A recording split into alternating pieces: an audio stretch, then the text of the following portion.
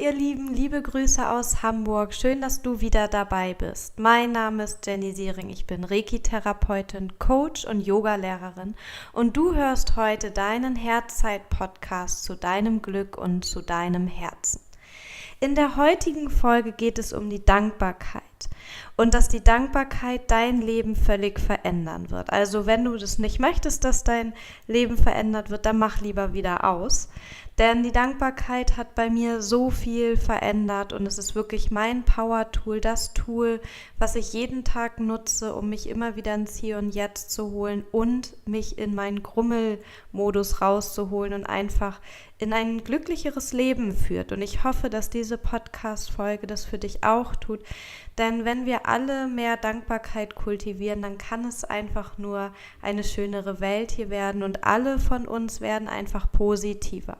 Also hör dir die Podcast-Folge gerne an und fang an, deine Dankbarkeit mehr zu leben. Denn mir geht es nicht darum, mal Danke zu sagen, danke fürs Essen oder danke, dass ich meinen Gehaltscheck jeden Monat bekomme, sondern wirklich bewusst, fast jeden Moment, den wir haben, in Dankbarkeit zu gehen. Und wie bin ich überhaupt auf diese Folge gekommen? Die Folge ist so entstanden, dass ich mir eigentlich schon vor 5 bis 6 Wochen gedacht habe, ich möchte das mit euch teilen.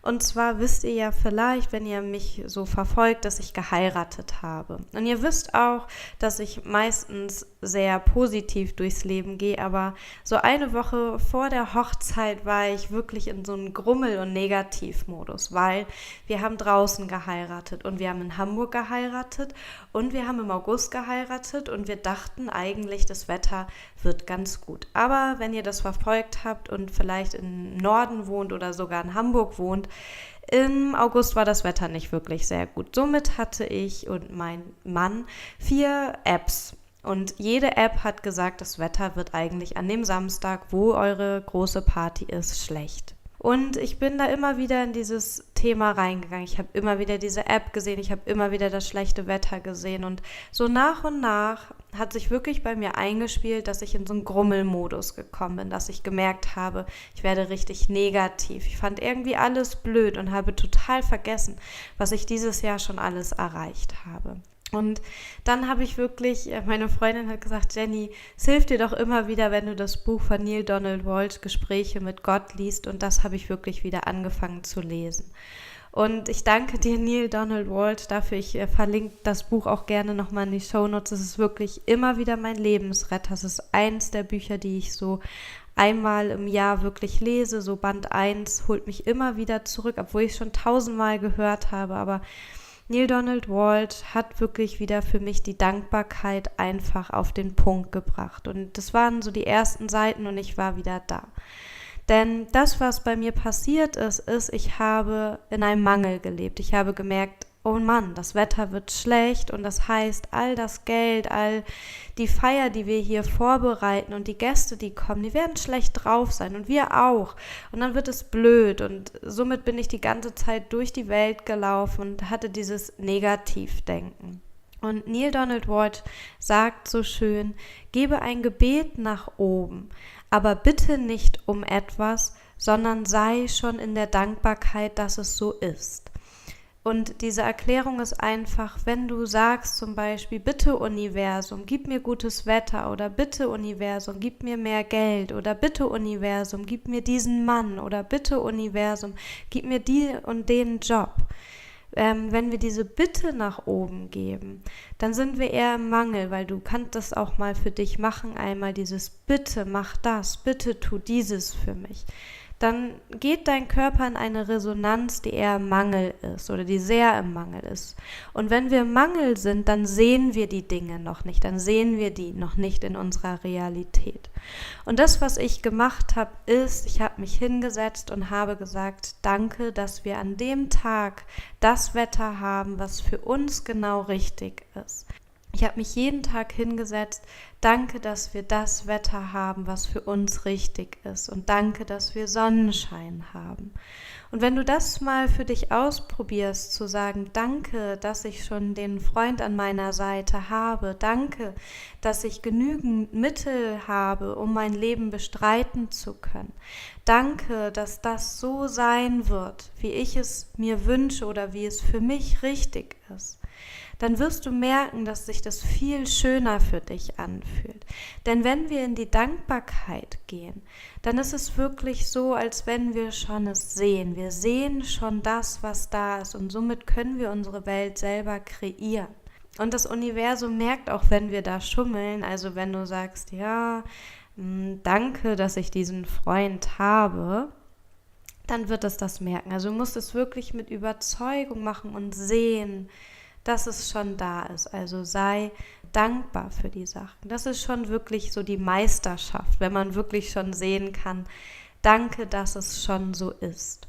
Und dieses Danke, dass es schon so ist, das kannst du vielleicht mal schauen, was das bei dir sein könnte. Und dass du jetzt die nächsten Tage immer sagst, danke, dass es schon so ist. Das war wirklich mein Tool, dass ich wieder gemerkt habe, ich habe es in der Hand, ich kann mein Leben kreieren, so wie ich es will. Und damit war ich auf einmal wieder in einer Aktion und war nicht von irgendetwas beeinflusst. Somit konnte ich sagen, danke, dass es so ist. Und somit wurde ich dann auch wieder aktiver, ich wurde wieder fröhlicher und habe angefangen, ab dem Zeitpunkt wirklich wieder meine Dankesmeditation zu machen. Die mache ich nicht immer, aber an dem Zeitpunkt war es genau richtig. Und ich werde heute die Dankbarkeitsmeditation auch mit dir machen. Die ich immer für mich mache, aber das kannst du natürlich auch variieren.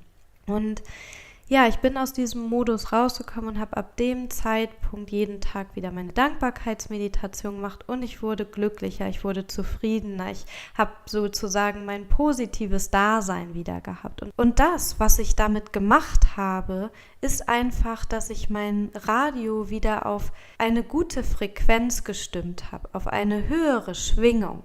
Und diese höhere Schwingung ist so wichtig, denn wenn du und dein Körper anders schwingt, dann ziehst du auch andere Menschen wieder an. Und somit war ich wieder in diesem Positivfeld, in dieser Schwingung des Positiven.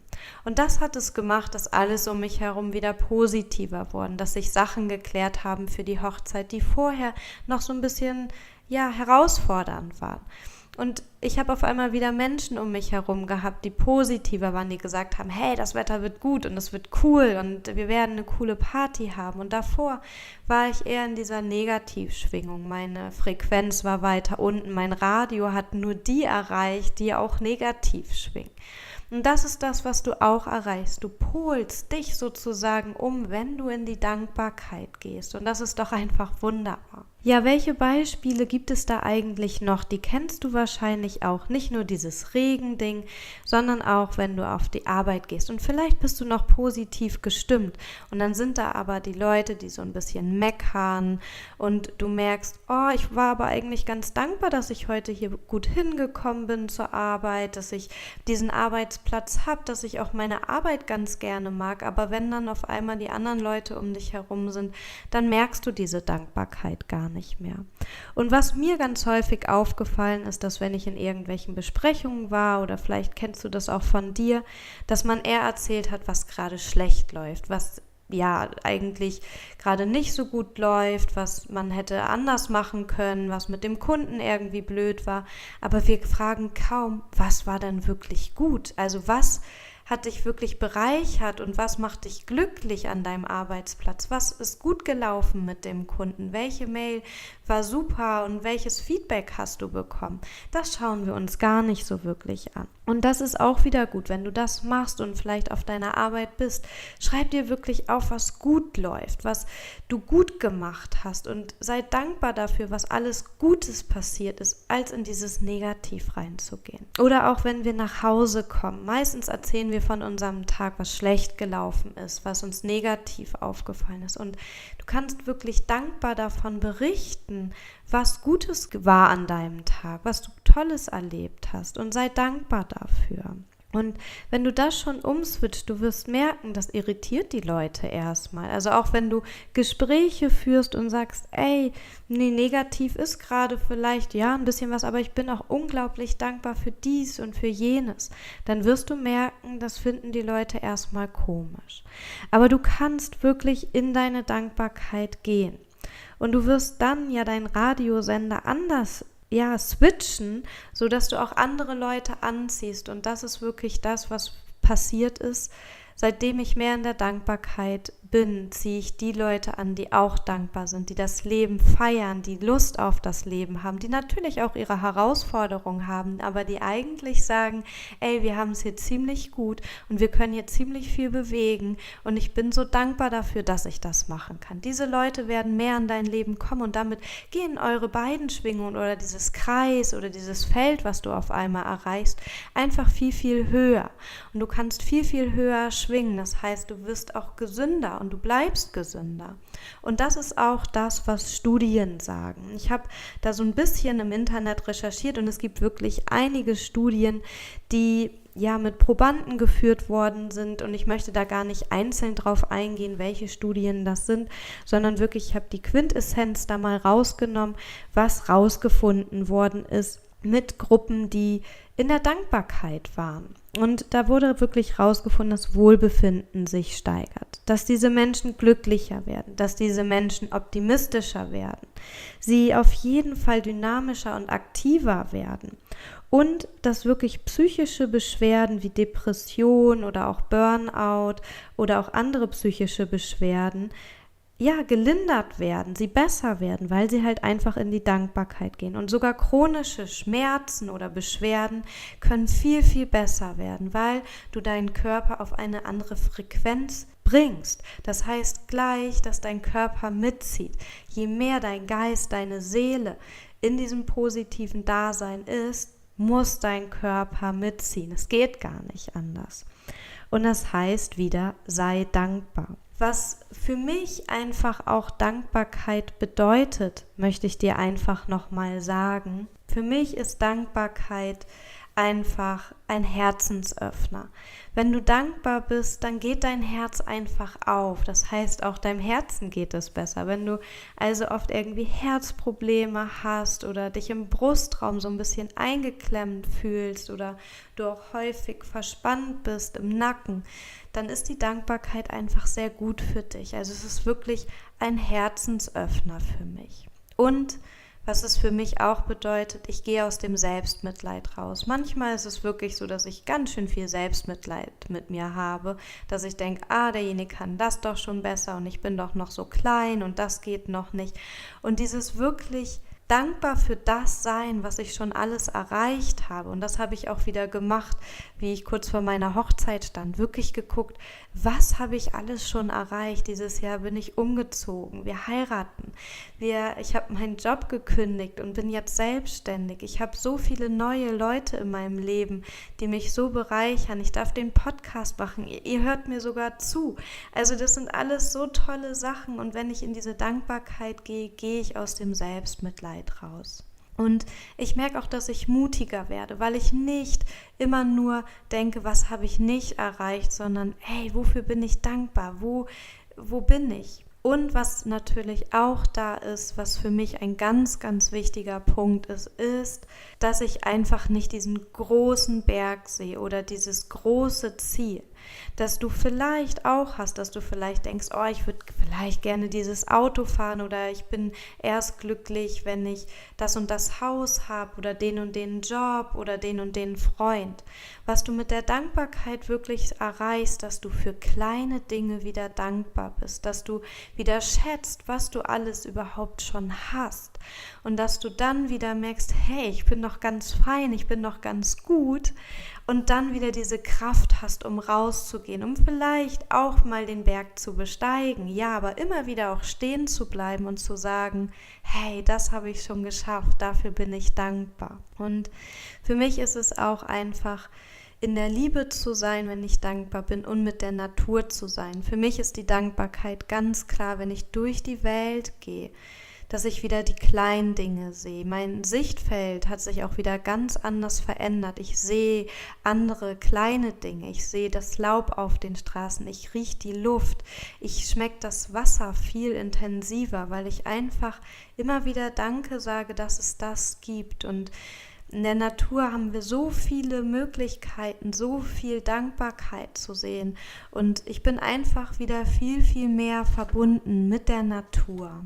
Ich gehe halt auch in die Wertschätzung. Meine Wertschätzung ist so viel besser zu mir geworden, seitdem ich in die Dankbarkeit gehe, weil ich einfach merke, was ich schon geschafft habe. Und natürlich mag ich den Luxus, und der Luxus ist für mich eigentlich zu reisen und dort auch schöne Dinge machen zu können oder mich in einer schönen Unterkunft zu befinden.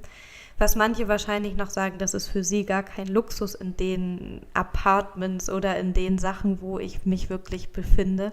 Aber für mich ist das mein Luxus. Aber was die Dankbarkeit für mich auch immer zeigt, es geht auch kleiner, es geht auch, einfach nicht so luxuriös, und ich bin trotzdem zufrieden damit, weil ich einfach dankbar bin, dass ich ein Dach über den Kopf habe. Und dadurch habe ich gar nicht mehr so große Verlustängste, weil ich weiß, ich baue mir gerade was Tolles auf, das, was ich mir visualisiere. Aber es wäre auch okay, wenn es nicht da wäre, weil ich dankbar bin für die kleinen Dinge. Und dadurch kann ich mich auch besser anpassen. Also wenn ich in irgendeine Situation komme, die mir nicht so gut gefällt, schaue ich mir an, wofür kann ich in dieser Situation gerade dankbar sein. Aber wie kannst du jetzt diese Dankbarkeit kultivieren oder lernen oder üben? Und es ist wirklich so, dass es eine Gehirnregion gibt, ein Areal, was wir ansprechen, wenn wir in der Dankbarkeit sind. Das heißt, du kannst dieses Areal wirklich größer machen, es kraftvoller machen, indem du es wirklich übst, dankbar zu sein. Also, was wir machen können, ist wirklich die Dankbarkeitsmeditation, die wir gleich auch noch zusammen machen. Und du könntest zum Beispiel auch ein Dankbarkeitsjournal, eine Notiz einfach für dich machen, ein Buch, wo du immer wieder reinschreibst, wofür du dankbar bist. Das kannst du morgens machen, das kannst du mittags machen, das kannst du abends machen. Und was für mich einfach der wichtigste Punkt ist, jeden Tag und jeden Moment wirklich dankbar zu sein. Das geht natürlich nicht jeden Moment, aber wirklich, dass du einfach jeden Tag so lebst, dass du dankbar bist für die kleinen Dinge. Das heißt, jeden Tag dankbar sein und jeden Tag so sehen, wo ist die Dankbarkeit? Wo kann ich dankbar sein? Dankbar sein, dass ich den Parkplatz gefunden habe, dankbar sein für mein Essen, dankbar sein für das Wasser, was du trinkst, dankbar sein für den Partner, der neben dir ist, dankbar sein für die Freunde, die da sind, dankbar sein für die Luft, die du riechst, dankbar sein für den Boden, der dich trägt. Da ist einfach so viel. Und dass du vielleicht auch, dieses Tool habe ich dir schon öfters mal gegeben, bevor du einschläfst, einfach deinen Tag rückwärts gehst und nochmal rückwärts aufzählst, wofür du dankbar bist. Und mit dieser Dankbarkeit einschläfst und dadurch deine Gehirnareale da ansteuerst, dass du immer mehr in dieser Zufriedenheit bist. Und ganz zum Schluss, bevor wir zur Meditation kommen, möchte ich dir noch ganz gerne einen ganz tollen Spruch, eine schöne Weisheit von Melody Betty mit auf den Weg gehen. Und ich habe eben noch mal geguckt, was es da für tolle Sprüche gibt. Und es gibt für die Dankbarkeit wirklich ganz, ganz viele. Aber die von Melody Betty, die hat mich einfach geflasht, und die wollte ich dir einfach noch mit auf den Weg gehen. Das geht so. Dankbarkeit erzeugt Sinn in der Vergangenheit, bringt Frieden für heute und erschafft Vision für die Zukunft. Ich würde es dir gerne nochmal sagen. Dankbarkeit erzeugt Sinn in der Vergangenheit, bringt Frieden für heute und erschafft Vision für die Zukunft. Ist das nicht wunderbar? So, und wenn du jetzt noch mitmeditieren willst, dann mach das gerne, wenn du im Auto fährst, mit dem Rad fährst oder in der Bahn bist, dann mach das später. Geh einfach nochmal auf diese Stelle, wo wir jetzt mit der Meditation anfangen, und wenn du mitmeditieren willst, dann lade ich dich jetzt ein, dich bequem hinzusetzen, gern auf einen Stuhl, oder mach's dir auf dem Boden bequem, und wir werden noch einmal so für 4-5 Minuten in die Dankbarkeit gehen. Such dir deinen Platz, mach es dir bequem. Atme noch einmal bewusst durch die Nase ein und durch den Mund aus. Noch einmal durch die Nase ein und durch den Mund aus.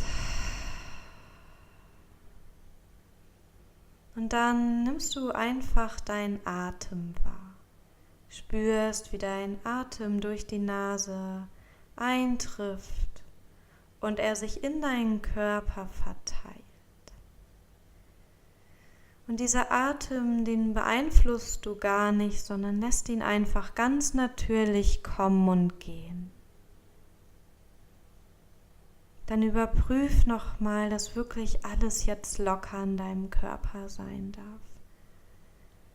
Deine Bauchdecke darf nach vorne gewölbt sein wie ein kleiner Buddha. Dein Brustkorb darf ganz zart atmen. Deine Kehle darf ganz entspannt in deinem Hals ruhen. Deine Zunge ist locker. Deine Zähne beißen nicht aufeinander. Deine Wangen sind ganz zart und ganz weich. Deine Stirn ist wie von innen glatt gezogen. Deine Schultern ziehen eher nach unten und hinten. Und dein geschlossener Blick ist so ein bisschen schräg nach unten. Das Einzige, was nach oben strebt, ist die Krone deines Kopfes, als wenn so ein Marionettenspieler dich noch einmal nach oben zieht und deine Wirbelsäule ganz, ganz lang wird. Und dann geh wieder mit dem Fokus auf die Dankbarkeit. Vielleicht hast du die Dankbarkeit heute schon gespürt. Und du atmest einfach bewusst ein und aus. Und wir gehen den Tag einmal kurz zurück. Stell dir vor, du wachst gerade erst auf. Wachst in deinem Bett auf, das ganz, ganz warm ist. Und sei dankbar dafür, dass du in diesem wunderbaren Bett liegen kannst, diese Wärme des Bettes spürst. Vielleicht liegt noch jemand neben dir. Sei dankbar für diese Person, die neben dir liegt. Oder wenn niemand neben dir heute gelegen hat oder gerade neben dir liegt, dann sei einfach dankbar dafür, dass du dieses große Bett für dich hast. Und dann stell dir vor, du gehst aus diesem Bett und hast einen Raum, in dem du dich so unglaublich wohl fühlst. Sei dankbar dafür. Und dann öffnest du deinen Schrank und du riechst schon diese tollen Klamotten, diese Kleidung, die sauber ist, die wohlriechend ist. Und du kannst aus dieser Fülle schöpfen und dir das aussuchen, worüber du heute dich freuen würdest, wenn du das anziehen würdest. Sei dankbar für all diese Kleidung, sei dankbar für die Sauberkeit dieser Kleidung. Und dann gehst du ins Bad und du hast dort eine Fülle von Sachen, die dich sauber machen. Vielleicht wäschst du dich und bist dankbar für das Wasser, was du jetzt hast, was so klar ist, dass du vielleicht auch einfach ein wohltemperiertes Bad hast, in dem du dich vorbereiten kannst für den Tag, dass du deine Zahnbürste und deine Zahnpasta dort hast und du dich wirklich nach diesem Waschen so sauber fühlen kannst. Und dann fährst du zur Arbeit oder gehst an deinen Arbeitsplatz und bist ganz dankbar dafür, für all das, was dich dorthin gebracht hat, für die U-Bahn, für dein Fahrrad, für deine Füße, für dein Auto. Sei dankbar für das, was dich trägt. Und sei dankbar für deinen Arbeitsplatz, ob der dich jetzt wirklich richtig glücklich macht, aber er finanziert gerade das, wo du vielleicht glücklich sein kannst. Oder du weißt auch schon, es gibt da einen Shift irgendwann. Sei dankbar dafür. Oder wenn du gerade keinen Job hast, dann sei dankbar dafür, für das, was du gerade machen kannst, dadurch, dass du jetzt vielleicht ein bisschen freier bist. Und dann stell dir nochmal vor, dass du irgendwo hingehst und dir was richtig Schönes zu essen holst. Du die Mittel hast, dir dieses Essen leisten zu können, dir auszuwählen von dieser ganzen Fülle, die wir haben, die dein Essensdasein bestimmt, ob du dich jetzt vegetarisch, vegan oder auch anders ernährst. Sei dankbar dafür, dass du all das haben kannst. Und wenn du vielleicht das alles gerade nicht haben kannst, dass du siehst, dass du wieder in dieser Fülle sein kannst. Sei dankbar dafür, dass dieses Essen da ist. Und so kannst du jetzt nochmal spüren, ob es da noch irgendwas gibt, wo du vielleicht gerade unglaublich für dankbar bist. Spür da nochmal für dich rein, für die Luft, für die Menschen um dich herum.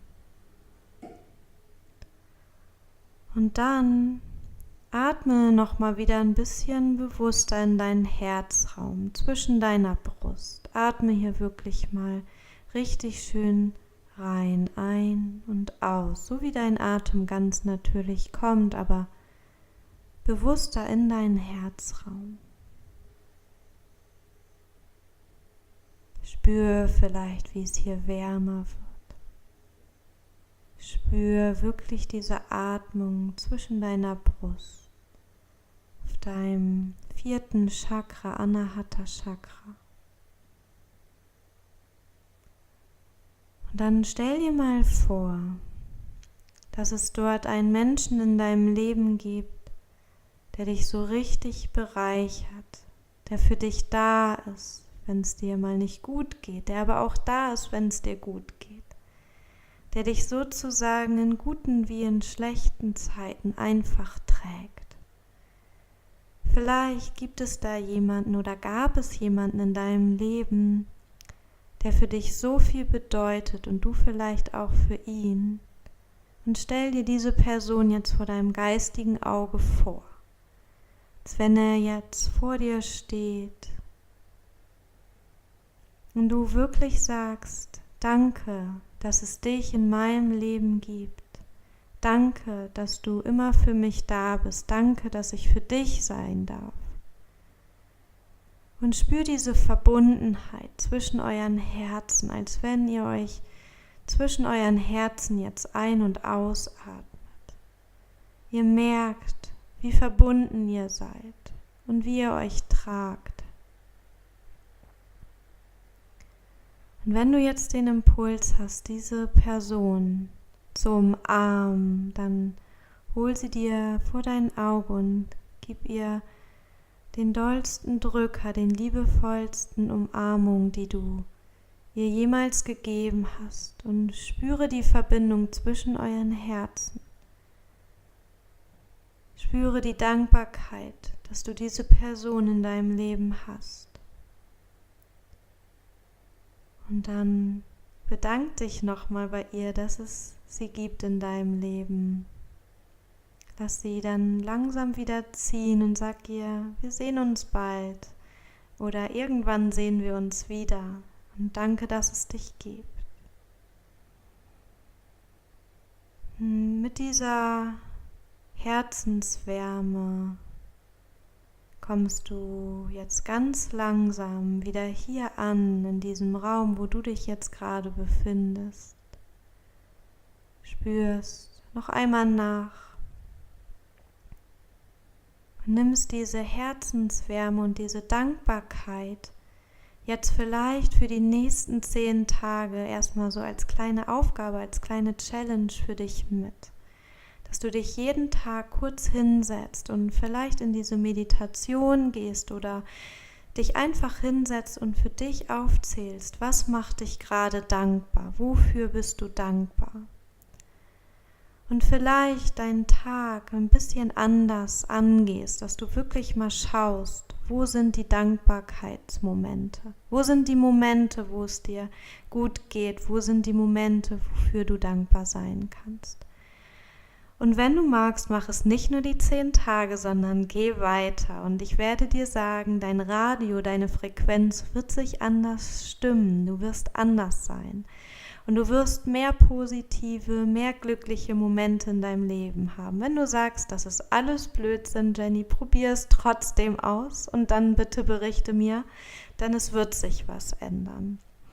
Und auch wenn du mal was ganz anderes machen möchtest für dich, wenn du zum Beispiel mal zum Reiki kommen möchtest, dann kannst du das auch gerne machen. In Hamburg habe ich eine kleine Praxis. Das ist nochmal eine ganz andere Frequenz, in die man da reingeht, dass dein Radio noch ein bisschen anders gestimmt wird. Wenn du vielleicht im März oder April nichts vorhast und gerne Yoga machst oder vielleicht noch nie Yoga gemacht hast und dort mal reinkommen möchtest, ich gebe 2 schöne Retreats, einmal in St. Peter-Ording und einmal in Malaga. Und eigentlich möchte ich in Dankbarkeit sagen, danke, dass du mir zugehört hast, danke, dass es dich gibt.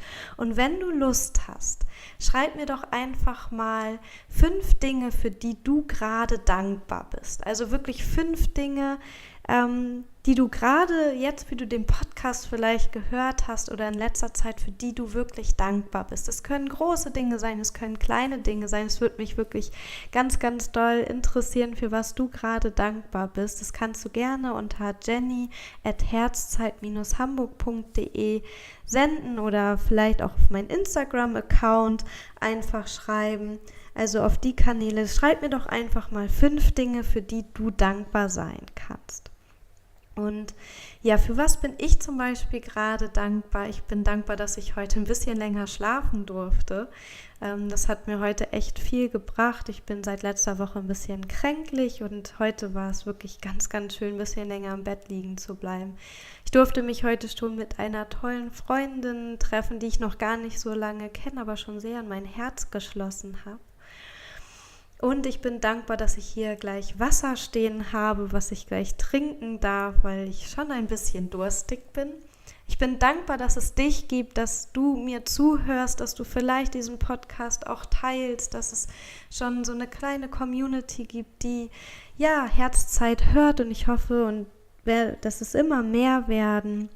Und ich bin dankbar, dass ich heute noch wieder Yoga unterrichten darf, denn das macht mir ganz viel Freude, auch wenn ich nicht so viel unterrichte, aber immer wieder das Erreichen der Menschen, ja, dafür bin ich dankbar. Und damit möchte ich jetzt auch abschließen.